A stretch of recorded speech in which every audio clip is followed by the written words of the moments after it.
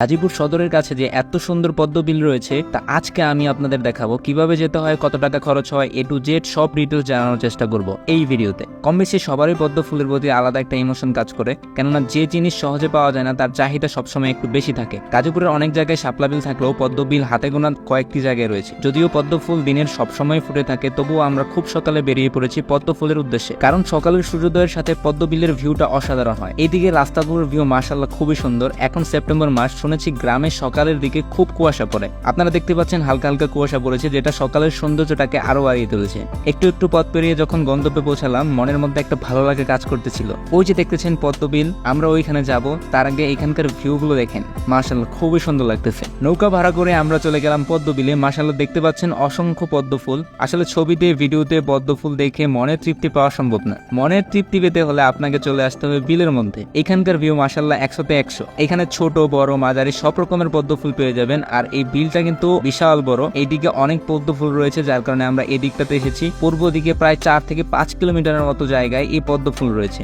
আপনারা যদি এখানে আসতে চান, যত দূর থেকেই আসেন না কেন, আসার পর এই ভিউ দেখে সকল ক্লান্তি ভুলে যেয়ে মনে প্রশান্তি চলে আসবে। তো যেভাবে আসবেন, গাজীপুর চৌরাস্তা থেকে আপনাদেরকে প্রথমে চলে আসতে হবে জয়দেবপুরের রেল গেট পেরিয়ে মোশাররফ টাওয়ারের সামনে। মোশাররফ টাওয়ারের সামনে থেকে আপনারা নরুনের সিএনজি পেয়ে যাবেন, ভাড়া নেবে 30 টাকা। এবং নরুন থেকে অটো নিয়ে চলে আসবেন কাতুরিয়া ব্রিজে। একদম ব্রিজের সাথেই পদ্ম বিল। বিলে ঘোরাঘুরি করার জন্য অবশ্যই নৌকা দরকার। তো বিলের ধারে অনেক আঞ্চলিক ডিঙি নৌকাও দেখতে পাবেন। 1 ঘন্টায় 200 থেকে 300 টাকার মধ্যে ভাড়া করতে পারবেন। ধন্যবাদ সবাইকে।